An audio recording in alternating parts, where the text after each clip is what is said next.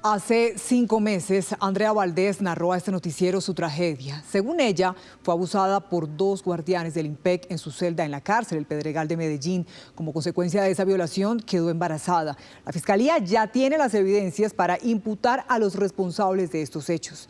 Noticias Caracol investiga. 5 meses después de que Andrea Esperanza Valdés le entregara a Noticias Caracol el estremecedor relato de su doble violación por parte presuntamente de 2 dragoneantes del IMPEC en la cárcel El Pedregal de Medellín en 2024, su posterior embarazo como consecuencia de ese abuso y hasta el intento de aborto que trataron de infligirle, la Fiscalía ya tiene en su poder las evidencias para determinar las primeras responsabilidades de este atroz episodio de violencia sexual. Una desolación, un dolor grande, sí. Sentí una sensación muy extraña, horrible, porque, hombre, quedar embarazada por una violación. Tras el cotejo de rigor del ADN del bebé de Andrea y de sus 2 presuntos violadores, ya se estableció con grado de probabilidad del 99.9% que el papá de ese niño es el dragoneante Diego Steven Castaño Sánchez. Dicho funcionario del Instituto Penitenciario aparece en este álbum fotográfico. En la imagen se ven una X y una huella de Andrea Valdés, quien lo identificó ante las autoridades como uno de sus agresores. El otro sospechoso es Cristian Camilo Alvarado Torres, quien al principio se negó a practicarse la prueba de ADN, pero tuvo que hacerlo al final por orden de un juez. Yo estaba rota, destrozada por dentro. Estaba destrozadísima y el llanto ni siquiera me dejó hablarle ni responderle, yo solamente lo miraba, pero yo sé que mis ojos se lo decían todo.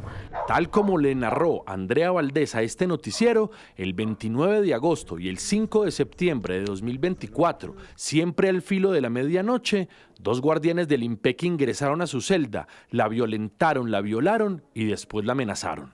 Ya fue más grosero, más atarbán, más animal, porque para mí ni un psicópata, ni un hombre que esté mal de la cabeza haría eso.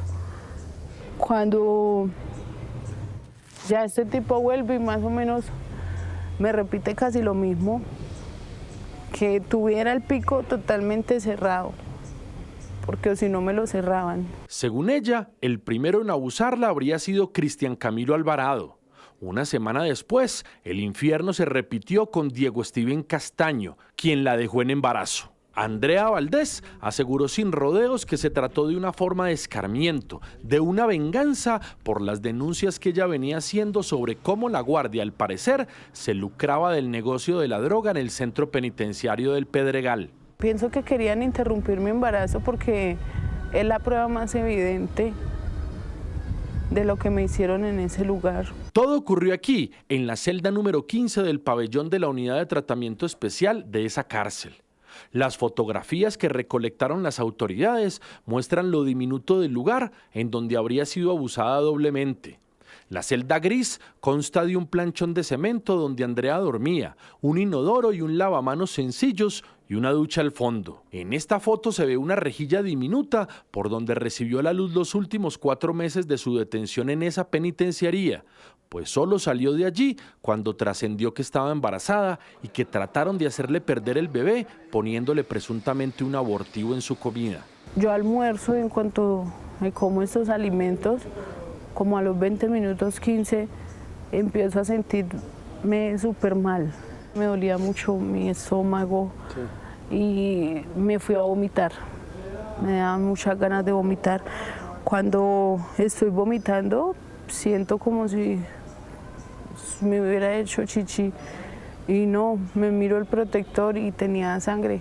Entre los hallazgos de la Fiscalía está este video del circuito de seguridad del 5 de septiembre de 2024, es decir, cuando ocurrió la segunda violación.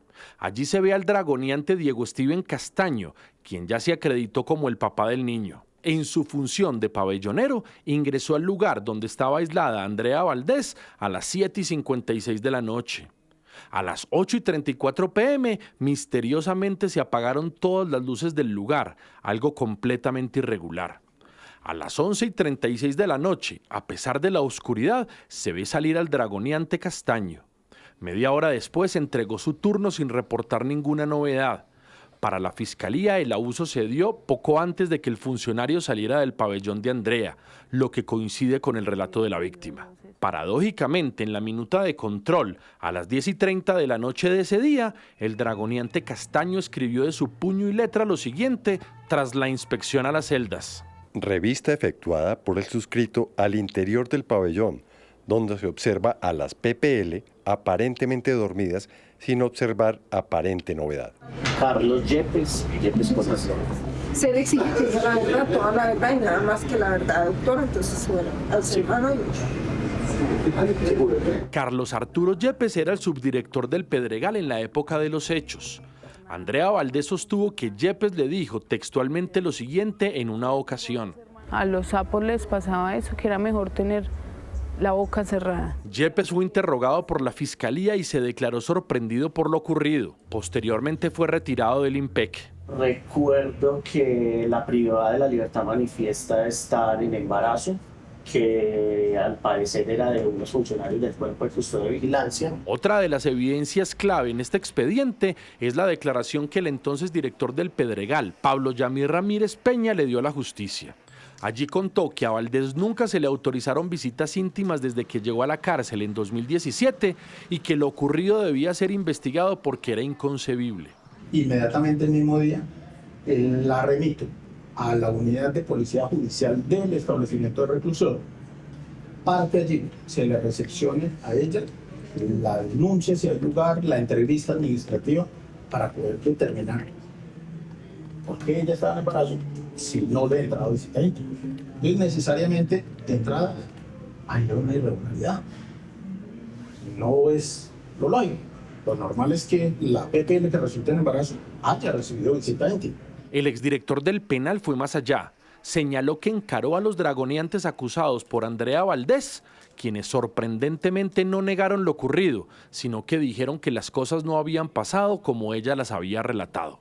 Digamos también lo lógico, que la experiencia nos dice, si a mí me dicen, usted cometió tal delito, tal situación, no, yo no ni estudié allá, yo no lo hice o no lo cometí eso. y de una vez funciona con Cierto, o algo, pero claro. Lo único que se limitan ambos funcionarios es indicar que las cosas no pasaron como se dice en los medios de comunicación y que van a demostrar que no fue así. En el paquete de evidencias, la Fiscalía también estableció que, tras las presuntas violaciones, Andrea Valdés fue objeto de amenazas.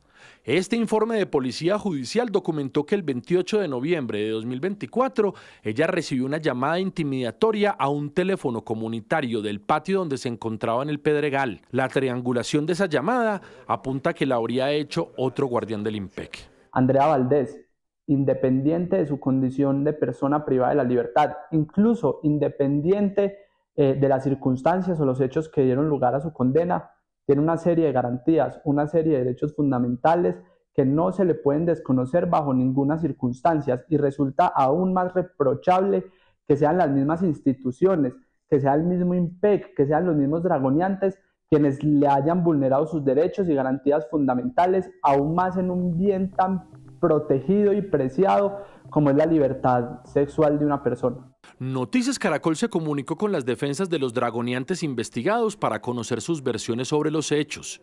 Muy escuetamente señalaron que confían en la justicia, que están a la espera de las pesquisas de la Fiscalía y que ellos son inocentes. Todos los días le pido a Dios eso, que me dé mi tranquilidad.